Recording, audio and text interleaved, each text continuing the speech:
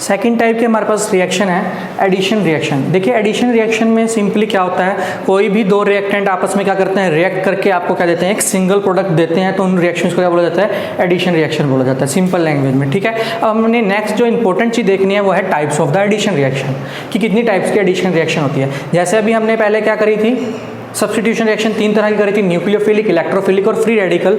वैसे यहाँ पे भी आपके पास एडिशन रिएक्शन भी क्या है, 3 टाइप से है, nucleophilic, electrophilic and free radical. देखिए अब मतलब क्या है, अगर कोई भी एडिशन रिएक्शन न्यूक्लियोफाइल से जनरेट होती है, शुरू होती है, तो उसको क्या बोलते हैं, न्यूक्लियोफिलिक एडिशन रिएक्शन।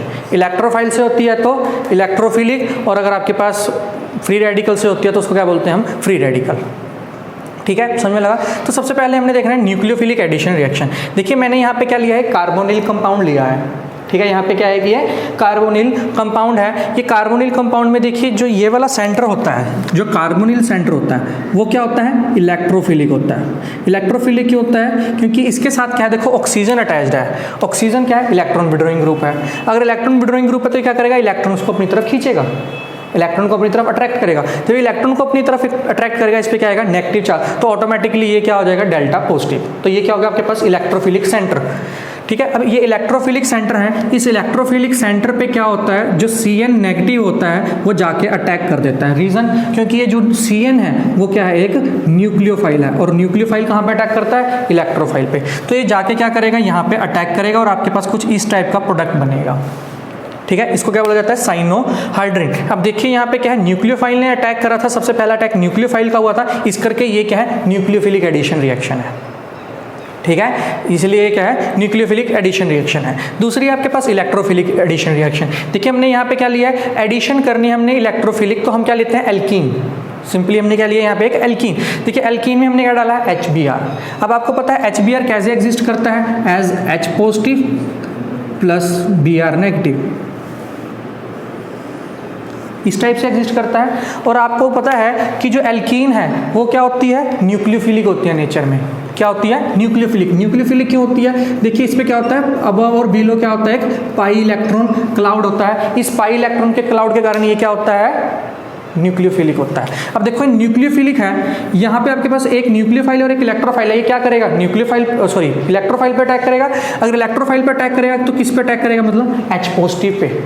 तो अब देखिए अगर ये रिएक्शन जो शुरू हो रही है वो किससे हो रही है, इलेक्ट्रोफाइल से हो रही है, इसीलिए इसको क्या बोला गया, इलेक्ट्रोफिलिक रिएक्शन बोला गया।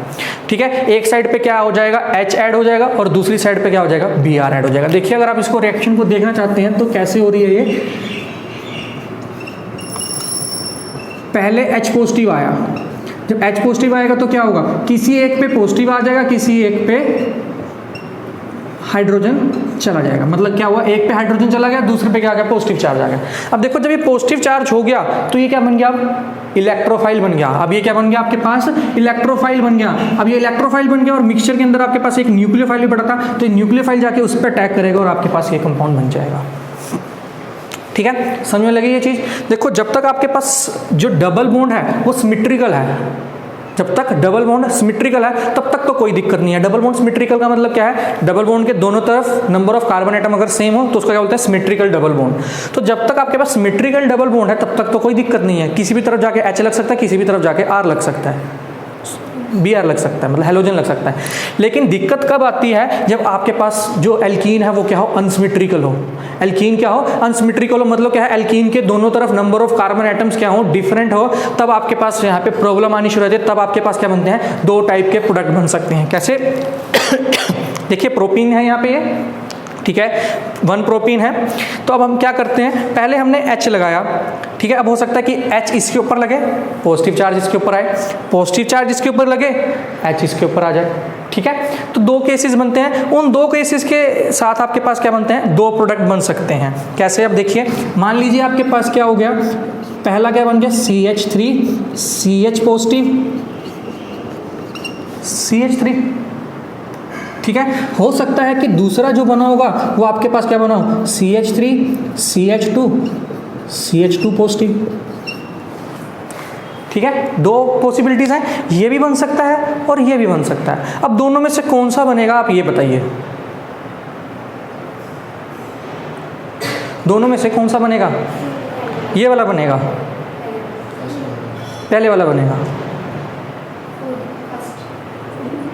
वो प्रोडक्ट तो अभी बाद में आएंगे। ये बताइए इन दोनों में से फर्स्ट बनेगा। फर्स्ट इसलिए बनेगा क्योंकि ये क्या है, सेकेंडरी कार्बोकटायन है, ये प्राइमरी कार्बोकटायन, और सेकेंडरी कार्बोकटायन क्या होते हैं, ज़्यादा स्टेबल होते हैं। सेकेंडरी कार्बोकटायन अगर ज़्यादा स्टेबल है तो प्रोडक्ट भी उसी के अकॉर्डिंग बनेगा। तो अब जो Br अटैक करेगा वो क्या करेगा, इस पर अटैक करेगा, तो ये वाला प्रोडक्ट बनेगा। तो ये वाला प्रोडक्ट क्या बनेगा आपके पास, मेजर प्रोडक्ट बनेगा। ठीक है, तो इस रूल को क्या बोला जाता है, मार्कोनिकोफ रूल ऑफ एडिशन।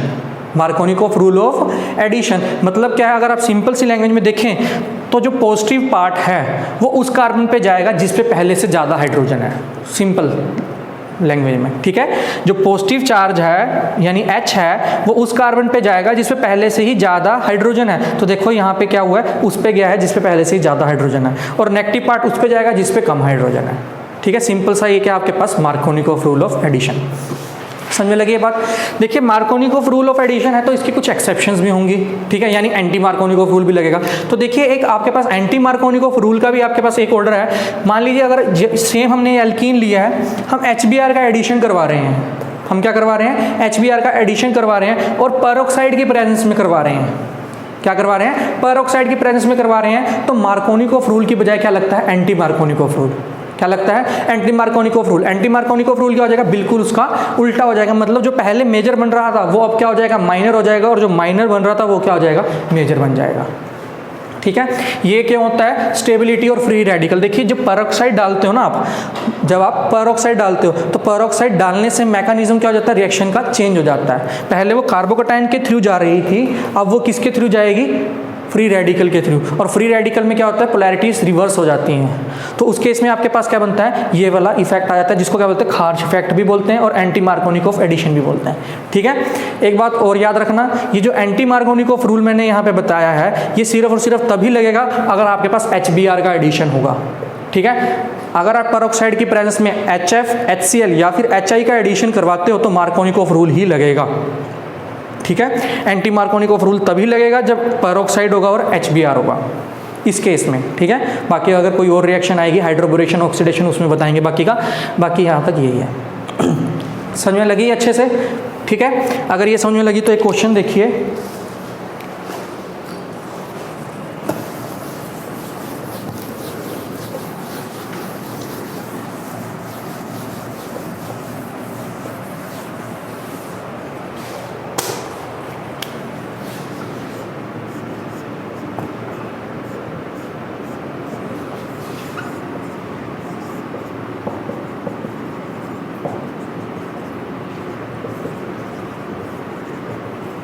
आपके पास मान लीजिए पेपर में ये क्वेश्चन आ गया तो क्या 4 ऑप्शन दे देंगे। देखो एक तो क्या कहेंगे कि दोनों में सेम प्रोडक्ट बनेगा, कि दोनों ही केस में आपके पास क्या बनेगा, सेम प्रोडक्ट बनेगा।